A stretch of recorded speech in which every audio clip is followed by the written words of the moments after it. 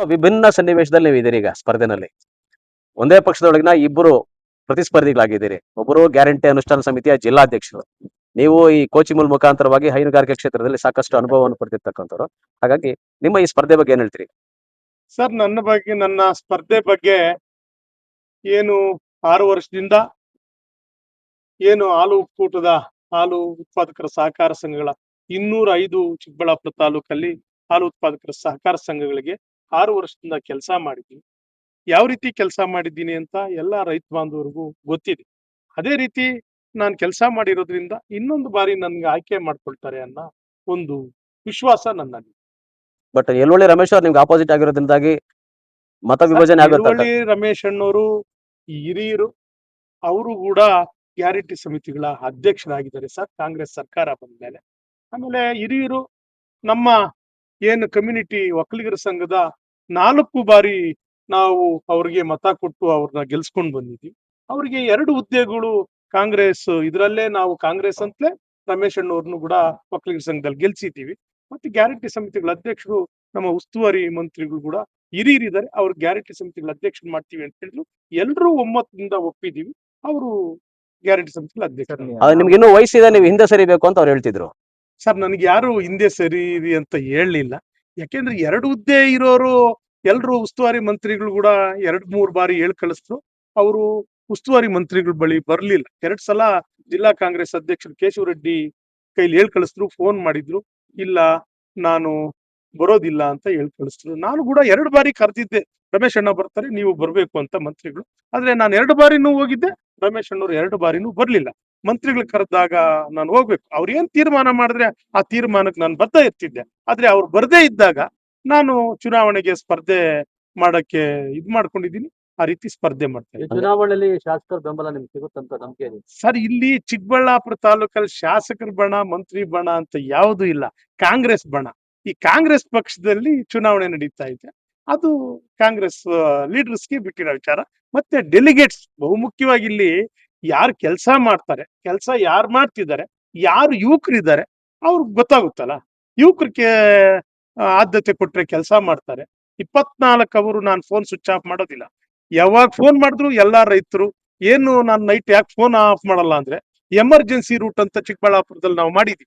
ಏನು ಹಸುಗಳಿಗೆ ಹುಷಾರಿಲ್ದೆ ಇದ್ದಾಗ ಚಿಕ್ಕಬಳ್ಳಾಪುರದಲ್ಲಿ ವಿಶೇಷವಾಗಿ ಎಮರ್ಜೆನ್ಸಿ ರೂಟ್ ಅಂತ ನಮ್ಗೆ ಕಾಲ್ ಮಾಡಿದ್ರೆ ಯಾರನ್ನ ರೈತರು ಇಮಿಡಿಯೇಟ್ ಆಗಿ ಡಾಕ್ಟರ್ ಫೋನ್ ಮಾಡ್ಬಿಟ್ಟು, ಒಂದು ಕಾರ್ ಸ್ಪೆಷಾಲಿಟಿ ಇರುತ್ತೆ, ಆ ಕಾರಲ್ಲಿ ಡಾಕ್ಟರ್ ಹೋಗಿ ಇಮಿಡಿಯೇಟ್ ಆಗಿ 20 ನಿಮಿಷದಲ್ಲಿ ಡಾಕ್ಟರ್ ಹೋಗೋಂತ ಕೆಲಸ ನಾವು ಮಾಡ್ತಾ ಇದ್ವಿ. ಯಾಕೆಂದ್ರೆ ನನ್ನ ಹುದ್ದೆ ಕೊಟ್ಟ ಮೇಲೆ ಅದನ್ನ ನಿಭಾಯಿಸ್ಬೇಕಲ್ಲ. ಫೋನ್ ಸ್ವಿಚ್ ಆಫ್ ಮಾಡ್ಕೊಂಡ್ರೆ ನನ್ಗೇನ ಅದು ಇದಿರೋದಿಲ್ಲ. ಹಾಗಾಗಿ 24 ಅವರು ನೀವ್ ಯಾವತ್ತಾದ್ರೂ ನನಗ್ ಕಾಲ್ ಮಾಡಿ, ನಾನು 24 ಅವರು ಫೋನ್ ಆನ್ ಅಲ್ಲೇ ಇಟ್ಟು. ಯಲೋಳಿ ರಮೇಶ್ ಅವರು ಹೇಳ್ತಾರೆ, ನಾನು ಪಡೆದಿರುವಂತ ಹುದ್ದೆಗಳು ನಾಮಿನೇಟ್ ಮಾಡಿದ್ದಾರೆ, ಮತ್ತೆ ಒಕ್ಕಲಿಗರ ಸಂಘದ್ದು ಒಂದು ಜನಾಂಗದ್ದು, ನಾನು ಜನರಿಂದ ಆಯ್ಕೆ ಆಗಿ ಬರ್ಬೇಕು.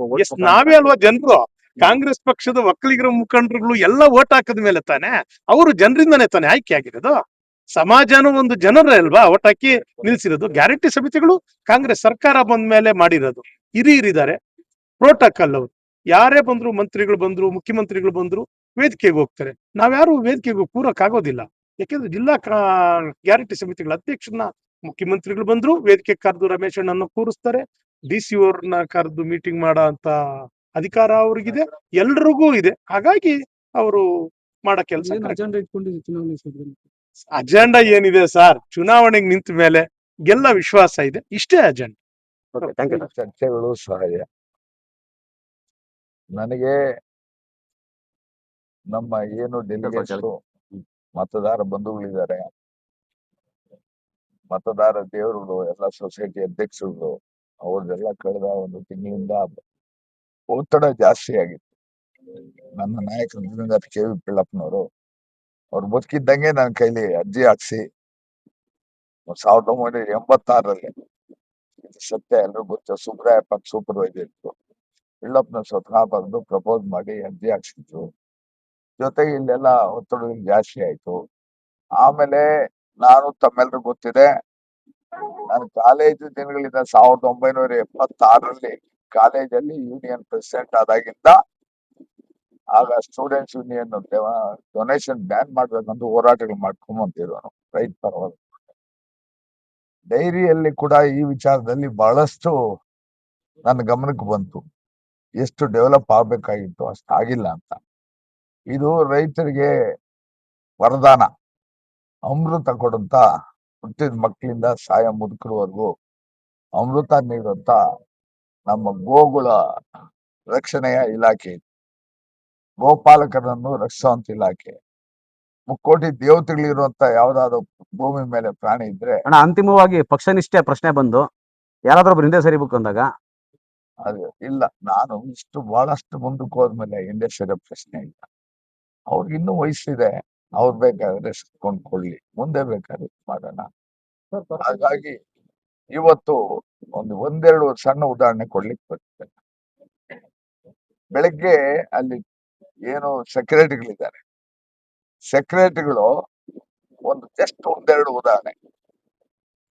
ಬೆಳಗ್ಗೆ ಸಂಜೆ 30 ವರ್ಷಗಳ ಕಾಲ ದುಡಿತೀವಿ ಡೈರಿಗಾಗಿ. ನಾವು ಒಂದು ಕಮಿಟಿ, ಇವತ್ತು ನಾವು ಒಂದೊಂದು ಕಮಿಟಿ 5 ವರ್ಷ ಇರ್ತೀವಿ, ಇನ್ನು 5 ವರ್ಷ ಬೇರೆ ಬರ್ತಾರೆ.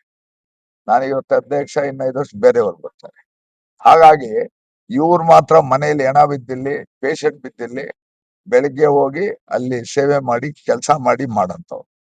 ಅವ್ರಿಗೆ ಇವ್ರು ರಿಟೈರ್ಡ್ ಆಗೇ ಆಗ್ತಾರೆ. ವಯಸ್ಸಾದ್ಮೇಲೆ 60 ವರ್ಷ ಆದ್ಮೇಲೆ ರಿಟೈರ್ಡ್ ಆಗ್ತಾರೆ. ರಿಟೈರ್ಡ್ ಆದಾಗ ಎಷ್ಟು ಬೆನಿಫಿಟ್ ಕೊಡ್ತಾ ಇದ್ದಾರೆ? ಹಿಂದಿನಿಂದ 1 ಲಕ್ಷ ಆಯ್ತು, ಆಮೇಲೆ 2 ಲಕ್ಷ ಆಯ್ತು, ಇವತ್ತುವರೆಗೂ 2 ಲಕ್ಷನೇ ಇದೆ. ನಾನು ಮೊಟ್ಟ ಮೊದಲನೇದಾಗ, ನಾನು ಈಗಾಗಲೇ ತಿಂಗಳಲ್ಲಿ ನಾನು ಮೀಟಿಂಗ್ ಕರೆದಿದ್ದಾಗ ಘೋಷಣೆ ಮಾಡಿದೆ, ಮೊದಲನೇ ಕೆಲಸ ಪಕ್ಕದ ದೇವನಹಳ್ಳಿ, ಇರ್ಗೇನಹಳ್ಳಿ ನಡ್ಕೊಂಡು ಹೋಗ್ಬೋದು, ಎಲ್ಲ ಒಂದು ಫಲ್ಲಂಗು ಇಲ್ಲ ನಮ್ಮ ಬೀಡ್ಗಾನಹಳ್ಳಿ ಬಾರ್ಡ್ರಿಗೆ. ಬೀಡ್ಗಾನಹಳ್ಳಿ ರಿಟೈರ್ಡ್ ಆದ ಸೆಕ್ರೆಟರಿಗೆ 2 ಲಕ್ಷ. ಅದೇ ಇರ್ಗೇನಹಳ್ಳಿ ಉಳ್ಗುರ್ಕಿಯಲ್ಲಿ ಮುದ್ಗುರ್ಕಿಯಲ್ಲಿ ರಿಟೈರ್ಡ್ ಸೆಕ್ರೆಟರಿಗೆ 5 ಲಕ್ಷ. ಹಾಗಾಗಿ ಇದು ಒಂದು ಉದಾಹರಣೆ ಸೆಕ್ರೆಟರಿಗಳ ಬಗ್ಗೆ. ಅದೇ ರೀತಿ ಇನ್ನು ಗೋಪಾಲಕರ ಬಗ್ಗೆ, ಗೋಗಳ ಬಗ್ಗೆ ಬಹಳಷ್ಟು ಅಲ್ಲಿ ಅನ್ಯಾಯಗಳಾಗಿದೆ. ಅದನ್ನೆಲ್ಲ ಸರಿಪಡಿಸೋ ಉದ್ದೇಶದಿಂದ ಇವತ್ತು ನಾನು ಸ್ಪರ್ಧೆಗೆ ಇಳಿದಿದ್ದೀನಿ. ಮತದಾರ ದೇವರುಗಳಿದ್ದಾರೆ, ನಮ್ಮ ಡೆಲಿಗೇಟ್ಸ್ ಇದ್ದಾರೆ. ಆ ಡೆಲಿಗೇಟ್ಸ್ ಅವರು ಒಂದು ಆಶೀರ್ವಾದ ನನ್ನ ಮೇಲಿದೆ. ನಾನು ಈಗ ಕಾಂಗ್ರೆಸ್ ನಲ್ಲಿ ಭರಣಿ ವೆಂಕಟೇಶ್ವರು ನೀವು ಇಬ್ರು ಸ್ಪರ್ಧೆ ಮಾಡೋದು ಅಂತ ಹೇಳಿ ನಿರ್ಣಯ ಆಗ್ತಾ ಇತ್ತು, ಚರ್ಚೆ ಆಗ್ತಾ ಇತ್ತು. ಈಗ ಅದ್ರ ಜೊತೆಗೆ NDA ನವರು ಕೂಡ ಅವ್ರ ಅಭ್ಯರ್ಥಿನ ಇವತ್ತು ಕಣಕ್ಕಿಳಿಸ್ತಾ ಇದ್ದಾರೆ. ಸೊ ಹೀಗಾಗಿ ಟ್ರಯಾಂಗಲ್ ಫೈಟ್ ಅನ್ನು ಉಳ್ಕೊಳ್ಳುತ್ತಾ ಅಥವಾ ಹೇಗೆ ಸರ್? ಯಾಕೆ ಹೇಳಕ್ಕಾಗುತ್ತೆ? ವಿಚಾರದಾಗವರೆಗೂ ಗೊತ್ತಾಗುತ್ತೆ. ನೀವಂತೂ ಹಿಂದೆ ಸರಿಯಲ್ಲ. ನಾನು ಹಿಂದೆ ಸರಿಯೋ ಪ್ರಶ್ನೆ ಇಲ್ಲ. ಯಾಕಂದ್ರೆ ಹಿಂದೆ ಸರಿಯೋ ಕಾಲ ಇತ್ತು, ಟೈಮ್ ಇತ್ತು. ಆಗ ಅದು ಮಾತುಕತೆ ಆಗಿತ್ತು, ಅದೊಂಥರ ಇತ್ತು. ಈಗಿಲ್ಲ. Thank you. ವೆಂಕಟೇಶ್ ಅವರು ಹೇಳ್ತಾರೆ, ಸಚಿವರು ನಮ್ಗೆ ಆಶೀರ್ವಾದ ಇದೆ, ನಮ್ಗೆ ಅವರು ಸಪೋರ್ಟ್ ಇದ್ದಾರೆ, ಅವ್ರು ಹೇಳಿದ್ದಾರೆ ಅಂತ ಹೇಳ್ತಾರೆ. ನಮ್ಮದು ಸಪೋರ್ಟ್ ಇದೆ, ಸಚಿವ ಸಪೋರ್ಟ್ ಇದೆ ಸರ್ ನಿಮ್ಗೆ? ನಾನು ಆತರ ಏನು ಹೇಳ್ಕೊಳ್ಳ. ಎಲ್ರ ಬೆಂಬಲನೂ ಇದೆ, ಎಲ್ರ ಬೆಂಬಲನೂ ಇದೆ, ಅವ್ರ ಬೆಂಬಲನೂ ಕೇಳಿದೀವಿ. ಅಂತಿಮವಾಗಿ ನಮ್ಗೆ ಇವರು ಮತದಾರ ಬಂಧುಗಳು, ಇವರು ಸರಿ ಅಣ್ಣ, ಥ್ಯಾಂಕ್ ಯು.